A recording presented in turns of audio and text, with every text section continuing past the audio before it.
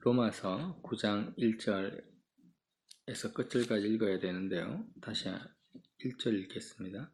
내가 그리스도 안에서 참말을 하고 거짓말을 아니하노라. 나에게 큰 근심이 있는 것과 마음에 고치지 않는 고통이 있는 것을 내 양심이 성령 안에서 나와 더불어 증언하노니 나의 형제 곧 골육 친척을 위하여 내 자신이 저주를 받아 그리스도에게서 끊어질지라도 원하는 바로라. 그리고 9장 30절 그런즉 우리가 무슨 말을 하리요? 의를 따르지 아니한 이방인들이 의를 얻었으니 곧 믿음에서 난 의요. 의의 법을 따라간 이스라엘은 율법에 이르지 못하였으니 어찌 그리하냐? 이는 그들이 믿음을 의지하지 않고 행위를 의지함이라.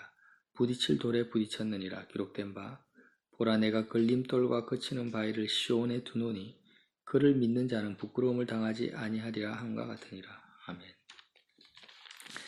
로마서 9장 말씀은 약속의 자녀와 약속의 말씀에 대해서 계속 증거하고 있는데요. 성경에서는 언약이 굉장히 많이 나옵니다. 모세의 신에선 언약도 있고 솔로몬과의 언약도 있고 아브라함과의 언약도 있고 특별히 신약 시대에는 새 언약이 나오죠. 십자가의 그리스도의 피의 언약이 있습니다.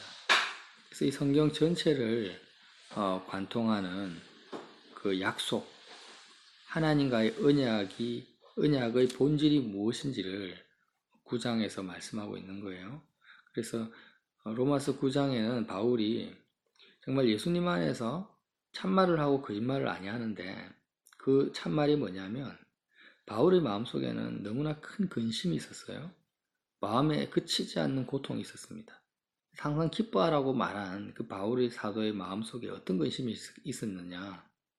이 땅에서 어떻게 더 잘 먹고 잘 살 것인가, 물질 염려 이런 근심을 말하는 게 아니라 정말 하나님의 근심이죠. 그리스도의 마음에서 오는 근심입니다. 바울의 영혼 속에 그리스도의 마음으로부터 전달되어져 오는 그 근심과 그치지 않는 고통이 있었다라는 거죠. 그 고통과 근심의 그 이유가 뭐냐면 3절에 나의 형제 곧 골육 친척을 위하여 내 자신이 저주를 받아 그리스도에게서 끊어질지라도 이 고통과 근심이 해결만 된다면은 내가 정말 그리스도에게서 끊어져도 좋다 할 정도의 고통이었다라는 거죠. 마치 주님이 하나님 아버지로부터 끊어진다 할지라도 끊어지는 것을 통해서 십자가를 지셨죠. 그래서 자기 몸과 살과 피를 다 우리에게 주심으로 우리를 구원하셨는데 그 하나님 아버지의 근심을 해결하셨는데 바울도 똑같이 그리스도의 마음을 가지고 정말 내가 십자가에서 죽어서 그리스도에게서 끊어질지라도 이 근심과 고통만큼은 정말 벗어나고 싶다라는 거죠. 도대체 그게 뭐냐면 읽어보면요 4절부터 이스라엘 사람, 유대인, 이스라엘 사람들이 구원을 받지 못하는 근심이라는 걸 알 수가 있습니다. 그런데 왜 이방인들이 구원받지 못하는 고통과 근심보다 이스라엘 사람들이 하나님의 자녀가 되는 그 영광에 참여하지 못하는 것이 이렇게 바울 속에 큰 고통이 되느냐? 그들의 마음, 그들의 환경, 그들의 배경 문화는요, 너무나 하나님을 믿을 수 있는, 하나님 아버지의 축복을 받을 수 있는, 선택을 받을 수 있는 언약의 백성이었는데도 불구하고 그들이 믿음에서 떨어져 나가서 하나님의 축복에서 떨어져 나가는 것을 보는 것이 너무나 고통스러웠다라는 거죠. 자, 4절에 보면은요, 이스라엘 사람이라 그들은 양자됨이 뭡니까? 하나님의 자녀됨의 축복을 받은 거예요. 영광과 언약들과 율법을 세우신 것과 예배와 약속들이 전부 이스라엘 사람들에게 주어졌었습니다. 이방인에게 주어진 것이 아니라 이스라엘 사람에게 주어졌다라는 거죠. 조상들도 그들의 것이요. 성경에 나타난 모든 아브라함, 이삭, 야곱 전부 이스라엘 사람들이죠. 육신으로 하면 그리스도가 그들에게서 났고 예수님도 유대인입니다. 그 예수님이 어떤 분이냐? 만물 위에 계셔서 세세에 찬양받으실 하나님이 인간의 몸으로 오셨는데 어떤 민족입니까? 유대 민족의 유대인으로 오셨다라는 거예요.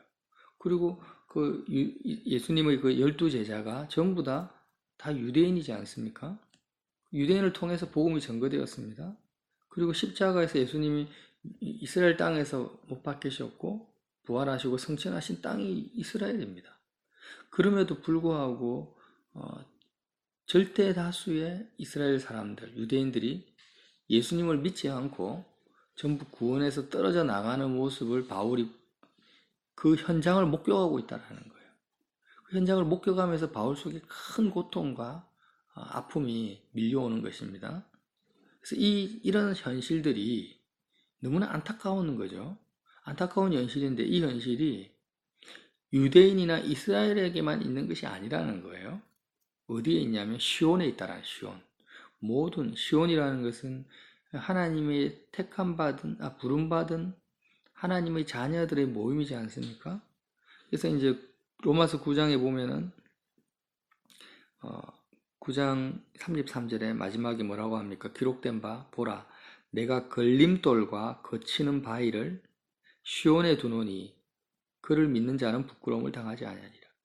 걸림돌과 거치는 바위가 뭐냐면 결정적으로 하나님의 자녀가 되는 언약 백성이 되는 그 길에 걸려버린다는 거죠. 그 길에 들어서지 못하고 걸려버리고 넘어지게 하는 그런 바위가 아주 큰 장애물이 어디에 있냐면 시온에 있다라는 것입니다.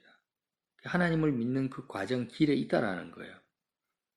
그런데 그럼에도 불구하고 이 걸림돌과 거치는 바위를 뚫고 예수님을 믿는 자는 부끄러움을 당하지 아니하겠다고 성경에 예언되어 있다. 이 말씀을 지금 바울 사도가 하고 있다는 거예요.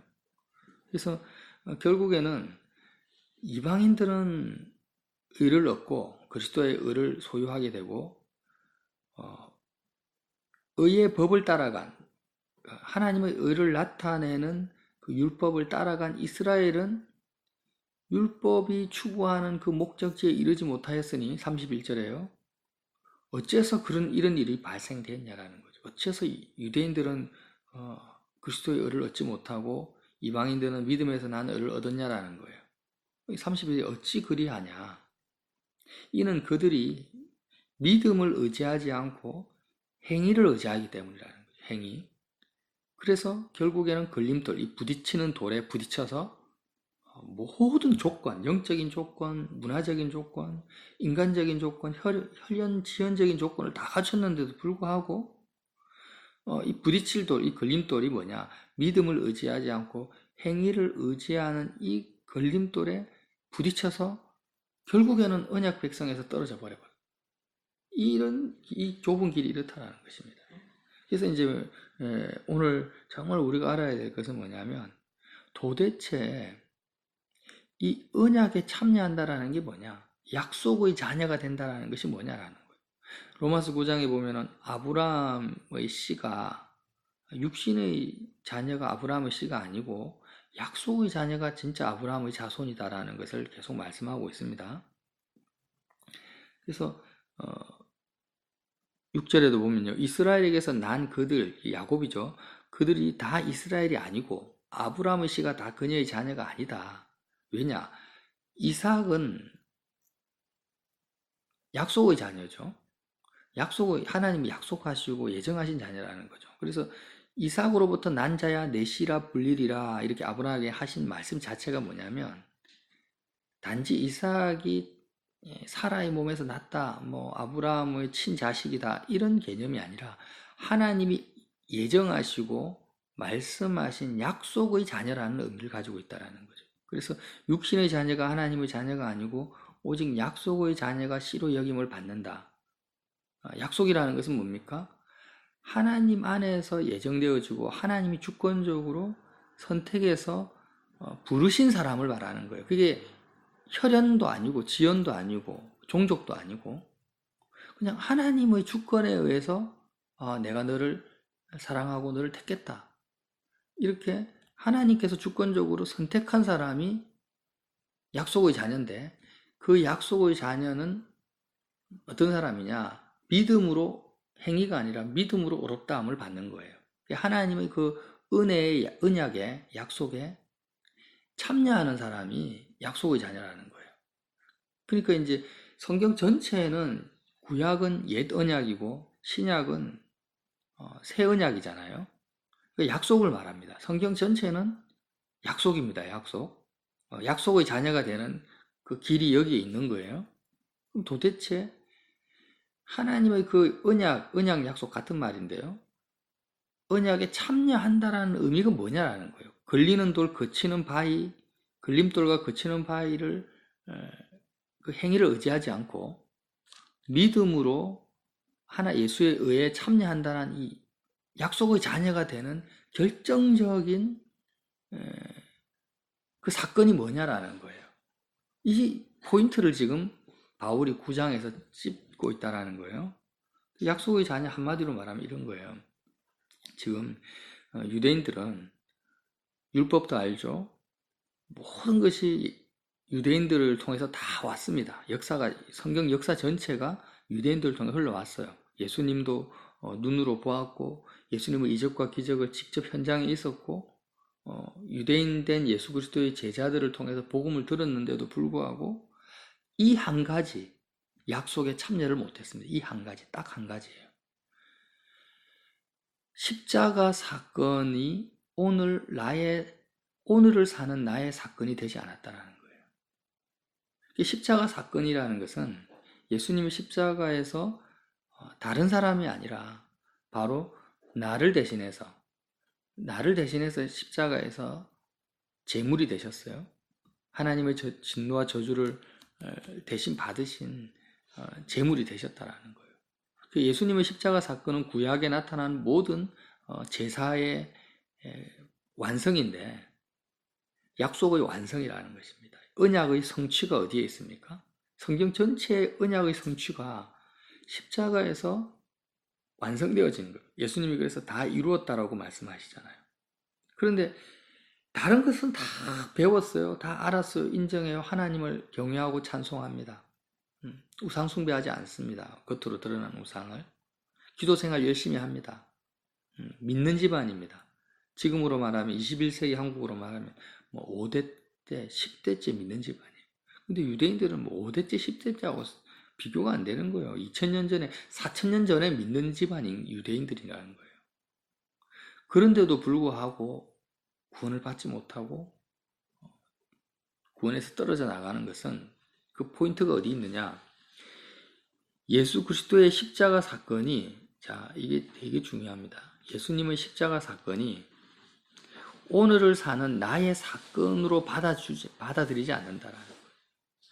2000년 전에 죽으신 예수님의 십자가 사건을 오늘을 사는 나의 사건으로 내가 믿지 않고 받아들이지 않으면 그것은 바로 하나님의 언약을 받아들이지 않는 겁니다. 하나님의 약속을 받아들이지 않는다라는 거예요. 다시 말하면 모든 종교 생활을 다하고 기도 생활, 예배 생활, 교회에서 직분을 받고 권사, 장로가 된다 할지라도, 심지어는 선교사, 목사가 된다 할지라도, 내가 40일 금식 기도를 하고 모태신앙이라 할지라도, 성경을 바리새인처럼 창세기부터 계시록까지 모든 것을 다 관통해서 안다 할지라도 이 삶이 되지 않으면, 이 믿음을 가지지 않으면, 오늘 로마서 9장에 이방인들은 믿음에서 난 의를 얻었고 의의 법을 따라간 이스라엘은 율법에 이르지 못한다 했잖아요. 그러니까 믿음을 의지하지 않고 행위를 의지한다. 그래서 그들은 언약 백성이 되지 못했다라는 이 믿음을 의지한다라는 의미가 뭐냐면요. 본질적인 것이 예수 그리스도의 십자가 사건이 오늘을 사는 나의 사건이 되는 믿음을 의지하지 않았다라는 겁니다. 포인트는 여기에 있습니다. 예수님이 하나님의 아들이다 믿는 것 좋죠. 그러나 예수님이 하나님의 아들이다라는 것을 믿는 것으로는 언약에 참여할 수가 없습니다. 하나님이 천지를 창조하시고 만물을 지으신 분이다. 유대인들도 다 믿었다라는 거예요. 예수님이 메시아라는 것을 유대인들은 믿지 않지만 메시아가 올 것을 아직도 믿고 있습니다. 약속된 메시아가 예수님이라는 사실은 믿지 않지만 결국 메시아가 와서 자신들의 다윗과 같은 나라를 회복할 거라는 아직도 믿고 있는 유대인들이 있다는 거예요.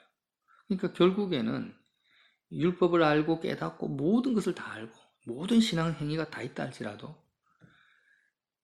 오늘 내가 예수님이 십자가에서 죽으셨는데 2000년 전에 죽으셨죠. 2000년 전에 죽으셨던 1000년 전에 죽으셨던 1000년 전에 이제 죽으신 그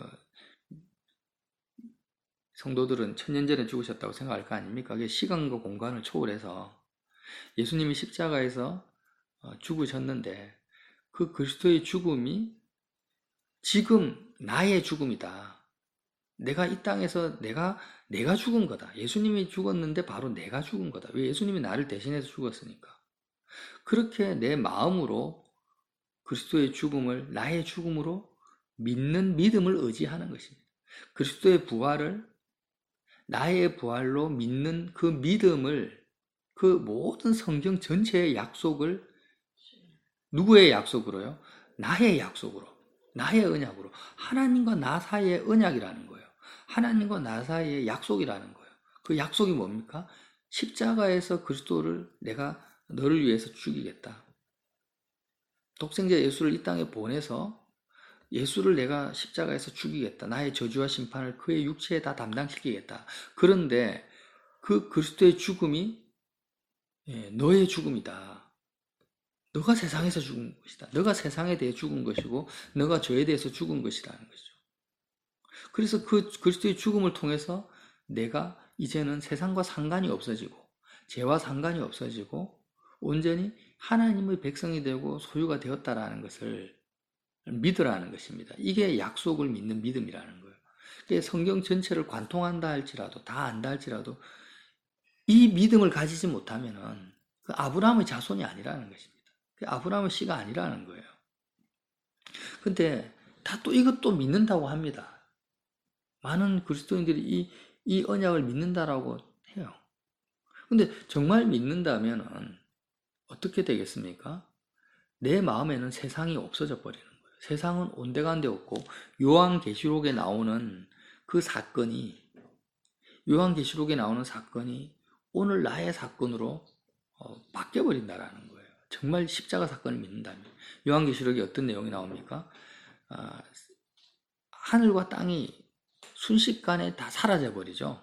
다 불에 타 없어져 버리고 새 하늘과 새 땅이 새 예루살렘이 이 땅에 신부 단장된 그 너무나 아름다운 예루살렘이 이 땅에 임하는 것처럼 우리 마음이 하나의 땅이라고 생각했을 때, 우리 마음이 하나의 지구라고 생각했을 때 십자가 사건을 통하여서 내 마음속에 있는 세상이 옛 자아가 순식간에 그리스도의 그 번제, 십자가 번제로 인해서 어린 양이 불태워지지 않습니까? 번제단에서 내 마음이 어린 양과 함께 세상에 대해서 그렇게 불타버립니다. 사라져버리고 내 마음에는 어떤 새 하늘과 새 땅이 임합니까? 하늘 보좌에 앉아 계신 그 하나님의 그 구름 위에 계신 그 하나님의 나라가 내 마음에 임하게 된다라는 겁니다. 그런 사건이 이례적인 것이 아니라 삶 속에서 일어나는 매 순간 모든 사건에 이 언약을 의지한다. 이 십자가 사건의 언약을 내가 계속 붙들고 의지한다라는 거예요. 행위를 의지하지 않고 믿음을 의지한 이방인들은 하나님의 의를 얻었다라는 말이 이 말이에요. 그러니까 유대인들은 이제 삶을 보자라는 거죠. 계속 진행되는 삶을, 어떤 이례적인 사건을 말하는 게 아니에요. 유대인들은 계속 직장 생활을 하고 가정 생활을 하고 자녀를 교육할 때 계속해서 뭘 기준으로 합니까? 율법을 기준으로 하는 거예요. 율법의 잣대. 우상 숭배했냐, 도둑질 했냐, 거짓말했냐, 부모를 공경하냐. 그래서 율법을 잣대를 가지고 계속 율법이 의니까, 하나님의 의니까 의의 법을 따라간 이스라엘은 율법에 이르지 못합니다. 율법이 이르지 못한다는 것은 율법을 통해서 구원에 이르지 못한다는 거예요. 그런데 이방인들은 얻었어요. 을을 따라간. 그러니까 율법의 의가 아니라 믿음을 따라간, 믿음을 의지한 이방인들은 시온에 이르게 되는 것입니다. 거치는 돌을 뛰어넘는 거예요. 그러니까 믿음을 따라갔다는 게 뭘까요? 언약을 믿는 믿음이죠. 약속을 믿는 믿음인데, 다시 한번 말씀드리지만 성경 전체의 언약은 십자가에서 완성되어집니다. 그러니까 예수님의 그 십자가의 죽음이 매 삶의 모든 사건에서 믿음으로 적용되어진다는 거예요. 이방인들이 믿음을 따라갔다는 것은 뭐냐면, 행위를 의지하지 않고 믿음을 의지했다라는 것이 뭐냐면, 삶에 일어나는 모든 사건, 모든 상황 속에서 뭐가 적용되어졌다고요? 십자가의 이 언약, 아브라함에게 주신 약속의 자녀에게 주신 이 약속이 모든 사건에서 율법이 적용되는 것이 아니고요. 율법이 적용되는 것이 아니라 십자가 사건이, 십자가의 언약이 계속해서 믿음으로 적용되어진 것이 뭐냐? 믿음을 의지하지 않고 행위를 의지하지 않고 믿음을 의지한 이방인들이라는 것입니다. 이런 믿음을 의지하지 않으면, 이 언약을 붙잡지 않으면 다 필요 없다라는 거예요. 로마서 9장 말씀은. 어떤 종교 생활도, 어떤 신앙의 경륜도 다 필요 없다라는 것입니다. 오직 믿음으로만 의롭게 된다라는 거예요. 그래서 로마서의 전체의 주제가 믿음으로 의롭게 된다라는 건데, 도대체가 우리가 포인트를 놓치고 있는 것이 뭐냐면, 믿음으로 의롭게 되는 그 믿음이 무엇을 믿느냐라는 것을 놓친다라는 거죠. 예수님이 하나님의 자녀라는 걸 믿는 것 맞는데, 본질이 뭐냐는 거죠. 그는 9장에서 말하는 것은 언약입니다. 그건 약속이라는 거예요. 근데 그 약속, 믿음을 믿는 그 약속, 믿음의 대상인 약속의 본질이 뭐냐라는 거예요. 믿음을 따라가야 된다는 거예요. 율법을 따라가지 않고 믿음을 따라가야 된다. 그러면 다시 한번 믿음을 따라간다라는 게 뭐냐라는 거예요. 믿음을 의지한다, 믿음을 따라간다라는 것이 정체가 뭐냐라는 거예요. 그거는 바로 십자가의 사건이 바로 오늘을 사는 나의 사건으로 삶에서 매 순간 적용되는 믿음이란 말이에요. 적용시키는 믿음이라는 거죠. 그래서 예를 들면은 항상 이제 같은 예를 들지만 사업을 한다는 거죠. 사업을 하는 사람들은 왜 사업을 합니까? 이 땅에서 성공하려고, 사업에 성공하려고, 물질을 많이 획득하려고 사업을 하잖아요. 그렇게 사업을 하려고 사업 현장에 갔는데, 사업하는 그 삶의 현장에서 사업을 붙잡고 있는 내 마음이 어떻게 됩니까? 십자가의 그 현장, 2000년 전에 예수님이 십자가에서 죽으셨는데, 그 십자가에서 죽으신 그 주님의 죽음이 사업을 통해서 내가 즐거움을 얻고 기쁨을 얻고 이 땅에서 만족을 얻고자 하는 나라는 대상이 사업을 통해서 얻고자 하는 내가 죽어버렸다라는 거예요. 그렇게 십자가의 사건이 사업에 적용이 되어진다는 거죠. 어떻게 해요? 그게 하나님이 나에게 주신 약속이니까. 그 약속의 의미는 뭐냐면, 모든 삶의 순간에서 하나님을 마음을 다해서 사랑할 수 있는 길을 그 약속을 통해서 성취하시겠다라는 겁니다. 하나님이 이스라엘 백성에게 주신 약속의 의미가 뭐라고요? 모든 삶의 사건과 현장에서 이스라엘 백성들의 마음이 하나님만을 오로지 사랑할 수 있는 그 구원의 길을 여시겠다라는 약속이라는 거죠. 그 약속이 어떻게 성취되어지느냐? 십자가에서 성취되어졌다는 거죠. 십자가 사건을 나의 사건으로 받아들이는 믿음을 가진 이방인이든 유대인이든 상관없다는 겁니다. 그래서 정말 이 놀라운 그 복음의 진리가 감춰져 있다는 것입니다. 유대인들에게도 감춰져 있어요. 결국은 왜 감춰져 있겠습니까? 내가 예수님을 믿어도 정말 관심이 없어요. 이 땅에 관심이 있어요. 왜 감춰져 있냐? 성경을 읽어도 이게 왜 감춰져 있느냐? 정말 내가 그 무엇보다도 어떤 대가를 지불하더라도 하나님을 마음을 다해서 사랑하고자 하는 그 중심과 열망 자체가 없습니다. 없고 나의 관심사는 항상 눈에 보이는 이 세상에서 잘 되는데 관심이 있기 때문에 십자가 사건 자체가 나에게 절실하지가 않는 거예요. 내 마음을 지금 차지하고 있는 여러 가지 것들이 있잖아요. 뭐 자녀 문제, 가정 문제, 학교 문제, 직장 문제, 이 여러 가지 세상 문제들을 해결하는 데 관심이 있지. 정말 이 모든 것이 다 내 마음속에서 하나님 사랑하는데 걸림돌이 된다는 것을 인식을 못하고 있다는 거예요. 그래서 십자가 사건이 나에게 주고자 하는 그 약속, 십자가 사건의 약속의 가장 큰 능력, 십자가의 능력과 구원의 능력, 그 은혜가 뭐냐? 내 마음을 차지하고 있는 세상이 내 마음에서 사라지는 거거든요. 내 마음에서 세상이 다 흔적도 없이 불태워 없어지는 겁니다. 그것이 어떤 일을 할지라도. 그 죽음의 효과라는 거죠. 세상이 내 마음에서 불태워지는 죽음의 효과를 누가 바랍니까? 세상에서 잘 되기를 원하는데. 그러니까 이게 세상에서 잘 되고 눈에 보이는 세계에서 내가 성공하기를 원하는 유대인이라 할지라도, 이스라엘이라 할지라도 십자가 사건은 아무 의미가 없는 것입니다. 마음을 하나님께 가고자 하는 마음 자체가 없으니까. 그래서 십자가 사건이 눈앞에 펼쳐지고 내 조상이 선지자고 아브라함이라 할지라도 다른 것은 다 받아들여요. 율법도 받아들이고 다 받아들이는데 지금 내가 세상에 대해서 죽어버리는 이 언약은 약속을 받아들이지 않는 거예요. 이 모습을 보고 바울이 어떻게 한다고요?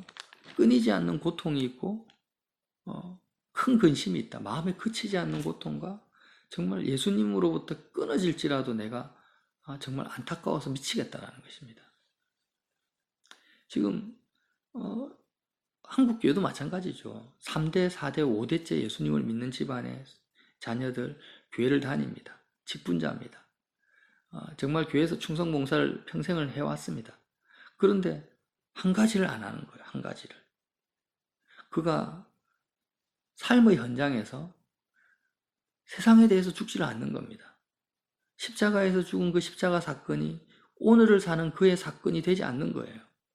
그래서 여전히 예수님을 믿어도 끊임없이 세상 욕심을 버리지 못하고 자녀에 대해서 끊임없는 안타까운 마음을 가지고 이 땅을 추구하고 살아가고 있는 것입니다. 그 내용을 지금 로마서 9장에서 말씀하고 있다는 거예요.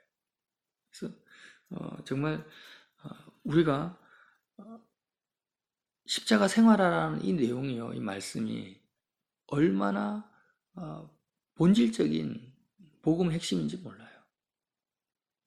십자가 생활화가 뭡니까? 생활 속에서 십자가가 적용되어야 된다는 거죠. 이 말은 나의 삶의 현장에서 하나님의 약속이 적용되어야 된다는 거죠. 그래서 우리는 여기에 사활을 걸어야 됩니다. 매 순간, 매 사건마다 어떻게 된다고요? 이거 안 하면 다 끝난다. 근데 이것만 하면은 된다라는 거죠. 이것만 하면은. 뭘만 하면은요? 하나님의 언약을 받아들이기만 하면. 약속의 자녀가 되는 겁니다. 그 약속이 어디서 성취됐다고요? 십자가에서. 약속이 십자가에서 성취됐다라는 그 의미는 뭐냐면 그 십자가 사건을 통하여서 내 마음을 다해서 하나님을 사랑할 수 있는 길이 열렸다라는 거예요. 하나님을 사랑할 수 있는 길이 어떻게 열립니까? 내 마음을 차지하고 있는 세상이 소멸되어야 되는 겁니다. 소멸되는 것은 내가 나 자신을 마음에 있는 세상을 소멸시키는 게 아니고요. 다시 말하면 우리는 자꾸 착각을 해요. 세상을 품고 있는 나라는 존재가요. 이렇게 내 마음이 예수님의 피로 씻겨져서 새롭게 되어진다. 이 개념이 맞는데 세상으로 물들고 죄로 물든 나라는 존재를 씻어서 깨끗게 해서 하나님을 사랑하는 존재로 빨래 빨듯이 빠는 게 아닙니다. 내 마음을 씻어가지고 정결케 해서 하나님 앞에 다시 드리는 게 아니라는 거예요. 그럼 이거는 회개가 아니에요. 십자가 사건의 언약은 뭐냐면 완전히 나라는 존재 자체가 죽어버리는 거예요. 예루살렘 성전이 예수님이 뭐라고 합니까? 너희가 이 성전을 무너뜨려라. 내가 사흘 만에 다시 세우겠다라는 거죠. 이 십자가에서의 세상에 대해서 내가 매 순간 죽는다라는 이 개념은 어떤 개념이냐면, 지금 내가 누구를 미워합니다. 그럼 미워하는 것이 죄죠. 아, 내 속에 미움이 있구나. 하나님, 이 미움을 내 마음에서 씻어 주십시오. 내 마음에서 빼내 주십시오. 물론 이렇게 기도하는 게 틀린 건 아니에요. 근데 본질적인 십자가 사건의 그 본질은 뭐냐면, 사람을 미워하는 나라는 옛자, 나라는 존재는 고쳐질 수 있는 존재가 아닙니다. 그 미움에서 내가 벗어날 수 있는 게 아니에요. 탐심에서 벗어날 수 있는 게 아니고, 인간적인 사랑에서 벗어날 수 있는 내가 아니에요. 그냥 이 나는 어떤 존재냐? 예루살렘 성전이 돌 위에 돌 하나도 남지 않고 완전히 다 무너졌듯이, 이 나라는 존재 자체가 완전히 사라져버리고 죽어져 버려야, 불태워져 버려야 될 존재라는 것을 인정한다라는 거예요. 그래서 나는 죽어버리는 겁니다. 나라는 존재 자체가 더 이상 죄와 분리될 수가 없어요. 씻어질 수가 없습니다. 업그레이드 될 수가 없어요. 나라는 존재 자체가 다 사라져버리는 겁니다. 뭐와 함께? 예수 그리스도의 죽음과 함께. 그렇게 십자가에서 죽었다라고 나의 죽음을, 나라는 존재, 옛 존재의 죽음을 내가 인정하고 받아들이는 것이 이루어져야 된다는 거죠. 그래서 나는 완전히 죽어버리고 이제 예수님이 새롭게 성전을 세우시는데, 예수 그리스도의 몸으로 세우시는데, 그게 뭐냐? 내가 사는 것이 아니라 내 속에서 그리스도께서 사시는 것입니다. 이게 약속이라, 이게 언약이라는 거죠. 그래서 성경에 나타난 모든 언약은, 율법은 뭐냐면은 자꾸 자기의 어떤 부족한 부분을, 연약한 부분, 죄악된 부분을 이제 깨끗게 하고 온전케 해가지고 완성된 자아를 추구하는 게 율법을 따라간 유대인들의 특징입니다. 완성된 자아를 추구해요. 어제보다 나은 나를 추구합니다. 어제보다 나은 나의 인격을 추구합니다. 근데 그런 게 아니라는 거예요. 십자가의 언약은, 언약 백성, 이방인들, 믿음을 따라간 이방인들은 그런 삶을 추구한 게 아닙니다. 뭘 추구했다고요? 완전히 나는, 매 순간 나는 죽어버리는 거예요. 그리스도의 죽음에 참여해버립니다. 나라는 존재 자체가 다 불태워져 버리는 거예요. 더 이상 나는 자녀 앞에 서면 내가 아버지다. 그럼 나는 더 이상 아버지가 아니에요. 아버지라는 존재가 없어져 버려요. 왜? 그는 완전히 저주와 심판 가운데 있는 아버지니까. 내가 사업체의 사장이다. 사장이라는 나는 없어집니다. 사업을 마음에 품고 성공을 마음에 품고 있는 나는 그리스도의 십자가에서 죽어버리는 거예요. 그 약속을 믿는 거죠. 2000년 전에 그리스도의 죽음이 사업 현장에 있는 나의 죽음으로 내가 받아들이고, 사업과 연결되어 있고 사업을 붙들고 있는 나는 소멸되어진다라는 거예요. 번제단에서. 그러면 이제 내가 사는 것이 아니라 사업의 현장에 나라는 옷을 입고, 나라는 사업의 사장이라는 나라는 자가 사라지고, 이 나라는 옷을 입은 예수님이 사업 현장에서 사시는 겁니다. 이 놀라운 약속이 뭡니까? 율법을 성취하시. 예수님이시니까. 내가 사는 것이 아니라 주님이 나를 통해서 아버지가 되시고 사장이 되시니까 율법이 성취되어진다는 거죠. 그 말씀을 로마서 9장에서 하시는 겁니다. 그래서 저와 여러분이 아침에도 정말 이 너무나 중요한 정말 포인트거든요. 감춰져 있습니다. 만약에 이 설교를 듣고 이 나눔을 듣는다 할지라도 또 깨닫지 못하는 분도 계실 거예요. 이게 무슨 소리인지를. 그렇지만 온전치 못할지라도 이 말씀의 복음의 본질을 쫓아가야 됩니다. 본질이 뭐라고요? 다른 거 다 한다 할지라도 이거 하나 빠지면 필요가 없다. 다른 거 다 못한다 할지라도 이거 하나가 충족되어지면 그는 구원의 반열에 들어서는 것입니다. 정말 2000년 전에 십자가의 그 주님의 죽음과 부활이 오늘을 사는 나의 부활과 죽음이 된다. 여기에 이 약속에 참여하기만 하면 된다. 이 말씀을 꼭 붙들고, 이미 다 아시는 말씀이지만 이 말씀을 오늘 다시 한번 붙들고 이 놀라운 사건, 은혜의 약속에 참여하시는 믿음 있는 저와 여러분 되시기를 예수님 이름으로 빌어드립니다.